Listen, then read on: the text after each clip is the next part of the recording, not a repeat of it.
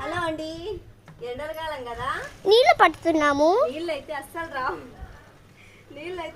రావట్లేదు. మాకు రెండు పూట్ల వచ్చేవి అస్సలు రావట్లేదు నీళ్లు. అస్సలు దమ్ము కూడా నిండట్లేదు. మళ్ళీ ఈ రోజు మధ్యాహ్నం పడితే మళ్ళీ రేపు మధ్యాహ్నం 1 గంటకు వస్తున్నాయి నీళ్ళు. అసలు అదమ్మా ఇంకొక బాటిల్. ఇదే అన్నమాట పరిస్థితి, నీళ్ళ పరిస్థితి. ఇట్లా వస్తే ఇంకా ఈ దమ్ము ఎప్పుడు నిండాలో ఆలోచించండి. నీళ్ళు అంటే అసలు నేను ధారపోసా అంట ఎన్నంటే నీళ్ళు. అసలు చాలా భయం అవుతుంది ఇప్పుడు నీళ్ళు.